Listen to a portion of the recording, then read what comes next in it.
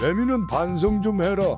킥보드로 배달하는데 배달 가방도 없고 젊은 학생처럼 보이는 남자가 들어오더니 배민은 달라고 함 음식을 넘겨주고 뭔가 이상해서 보니까 학생들이 킥보드 한 대로 한 명은 운전 한 명은 음식 들고 뒤에 타고 감. 불안하다 했더니 고객한테 전화옴. 음식 한쪽으로 쏠려서 개판되어서 안 먹을 테니 가져가라 함. 배민원으로 시켰으니 고객센터에 문의해달라고 전번까지 불러줬는데 그런 거 모른다고 가게에서 책임지고 환불 및 음식 가져가라 함. 도저히 말이 안 통해 고객센터에 직접 연락해서 10분 만에 통화되고 상담사가 끊지 말고 기다리라 함. 고객이랑 통화해보고 이야기해준 다음 계속 기다림. 상담사가 고객이랑 통화가 안 됨 확인 불가람. 바쁜 시간이라 그렇게 25분 정도 지났는데 주문은 들어오고 한 손으로 전화 받으면서 계속 기다림. 끝내 통화하면서 음식 만들고 보낸 거 실수로 잘못 보내서 다시 보내는 일이 생기고 킥보드 음식 받은 고객은 그 이후 다시 전화와서 왜 환불 안 해주냐고 또 지랄함. 다시 고객센터에서 전화 올 테니 전화 좀 받아달라고 좋게 이야기했는데 수화기 건너편에서 욕이 들림. 정말 똑바로 안 보내고 돈 받아 처먹는다고 직접 들고 온다. 저도 너무 화가 났지만 고객 오면 상담사가 통화시켜주려고 가게 주문 정지해 놓음. 그 후 40분 뒤 덩치 3명이 내리더니 아까 통화 한 분이냐고 물어봄 순간 저도 덩치 3명이 들어오니 조금 그랬지만 저도 몸무게 95kg 되는 한 덩치에서 아까 분노를 제 얼굴에 보였는지 덩치 3명도 나 크게 이야기 안 하고 있어. 배민원 시스템 설명해주고 내 폰으로 상담센터 전화해서 전화 연결해줌. 제가 왜 이런 설명을 해주고 전화 연결까지 그리고 가게 2시간 문 닫은 피크 시간 지나가 버린 문제는 킥보드로 배달해주는 놈 그걸 시킨 배달의 민족 회사 배민가게 알뜰 한집 시스템 모르는 고객. 배민은 정신 차려라. 킥보드로 애들 둘이서 음식 손으로 들고 배달하는데 이게 정상이냐. 너무 화가 나서 여기다가 긁습니다. 그러고 보니 외국인 애들 너무 많이 배달기사로 호출하지 말라는데 호출하는 애들은 외국인으로 의심된. 매번 고객한테 호출 문제로 전화 받고 죄송하다는 것도 질린다. 알뜰 한집 배달은 가게와 상관없다고 이야기를 해도 배민은 정신 좀 차려라. 매번 15분 잡고 음식 만들면 뭐해 20분 25분에 오고 그걸 감안해서 10분 잡으면 또 5분 만에 오고 욕 나옵니다. 가게 폐업 후 배달하면서 느낀 점. 지방에서 치킨집 3년 정도 하고 작년 5월에 폐업했습니다.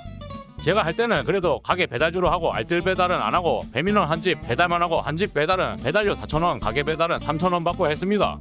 월 평균 매출은 코로나 때 7,000, 8,000 하던 게 끝나고 평균 4,000 정도 하더군요. 근데 진짜 정신적 스트레스에 몸도 힘들고 튀김기에 오래 있어서 목도 아프고 건강이 안 좋아지는 느낌을 받더군요. 치킨집 할 때는 본사에서 처음 물때가 높으면 50%라고 하던데 막상 하면서 계산해보니 60% 근접이었습니다. 월 7,000 팔아도 남는 게 없고 본사 할인에 깃발 월 80 임대료 공과금 배달 수수료 카드 수수료 부가세 종합소득세 하면 진짜 힘들더라고요. 그래도 버틸만은 했습니다. 근데 문제는 아침 10시에 나와서 청소, 닭손질 2시간 밤 11시까지 그때는 배달료 3,000원 받아서 그나마 남았는데 노동 강도에 비하면 진짜 하고 싶은 마음이 사라지더군요. 지금은 제가 생각하기에는 문제는 치킨집 같은 경우 물때 60% 근점에 무료 배달 생기고 이것저것 부가세 배달비 수수료 등등 빠지면 90% 근접이라고 생각이 듭니다. 그럼 일매출 100만 원이라고 했을 때 10만 원에서 인건비, 임대료, 세금, 수수료 등 빠지면 진짜 남는 게 없어요. 제 생각에는 무료 배달 생기면서 기존 배달비 손님한테 받아서 제가 어느 정도 부담하는 선이었는데 지금은 가게에서 다 부담하고 경제 침체로 매출도 줄었다는 사실입니다.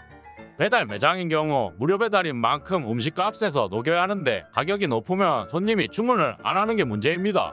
그래서 지금 배달 매장은 진짜 최악인 것 같아요. 배달은 제가 끝물에 시작해서 그런가 점점 단가는 안 좋아지긴 하네요. 그래도 치킨집 하면서 발주, 유통기한, 컴플레인, 걱정 사람 걱정 없어서 퇴근 후 마음은 편합니다. 하지만 환경이 사람을 만든다고 처음에는 안전하게 운행하자고 생각하고 시작했는데 지금 단가로는 안전하게 안 하면 최저시급도 나오기 힘드네요. 그래도 하루 12시간 타고 시급 15,000원 정도 나오고 있는데 아직 젊은 나이에 가족들 문제도 있고 배민 쿠팡에서 위험하게 운행을 안 하면 돈을 벌 수 없는 시스템을 만들었습니다.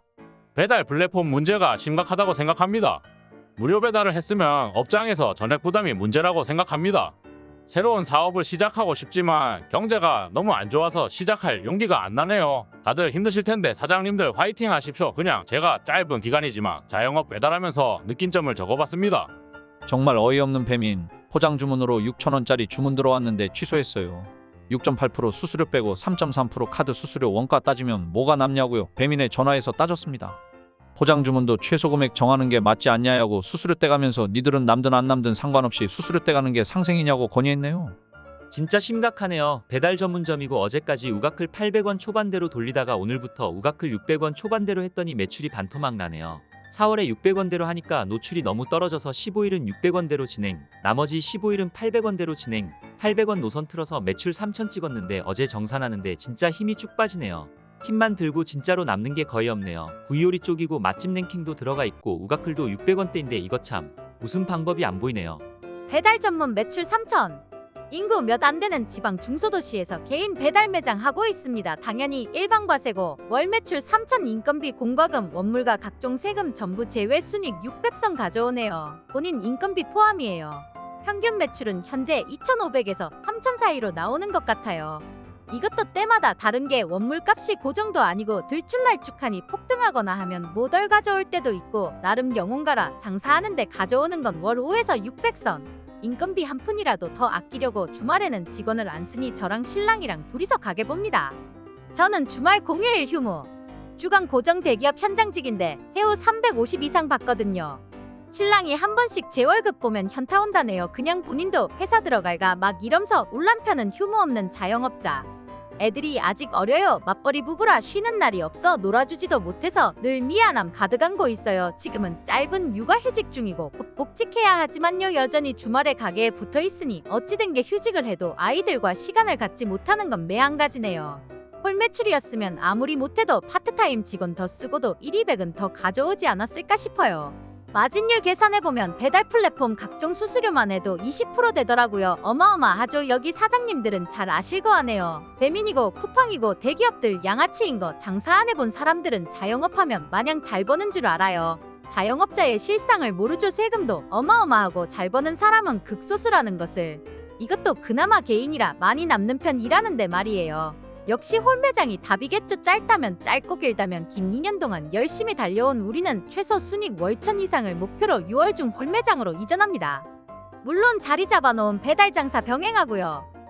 모은 돈 투자해야 하는 거라 리스크는 크지만 맞벌이다 보니 재벌이로도 아껴가며 생활은 가능해서 망해도 괜찮다고 우리 아직 젊으니까 다시 일어설 수 있다고 다독이고 있어요. 말은 이렇게 해도 걱정되는 건 어쩔 수 없네요. 벌써부터 불안초조. 걱정. 설렘. 요식업 홀장사 할 거 생각하니 정말 준비할 게 너무 많아서 머리 아픈데 사장님들 대단하세요. 정말이지 존경합니다. 쓰다 보니 걱정되는 마음에 주저리 말이 길어졌네요. 여튼 준비 잘해서 오픈 후 알찬 후기로 다시 돌아오겠습니다. 모두들 화이팅입니다.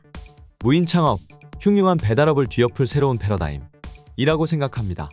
돈 엄청 많지 않으면 누구나 목 좋은데 가게 못 내죠. 띄엄띄엄 인적 드문 골목으로 쫓겨나기 십상이고 그래서 배달업에 희망 걸고 쥐꼬라지 마진 남기며 박리담의 개고생의 길을 가시는데 오픈 시간이라도 길게 해서 하자니 몸정신 지치고 그래서 알바 도움받자니 일 못하고 최저시급 1,100원 만만치 않게 나가고 그래서 전 배달 매출을 아예 내려놨어요. 전형적인 저마진의 육체적 노동만 많이 나가는 플랫폼이라 맘 접었습니다. 후련해요. 그래서 따위의 열거한 이유들을 해결하기 위해 모색한 방법이 무인 창업입니다.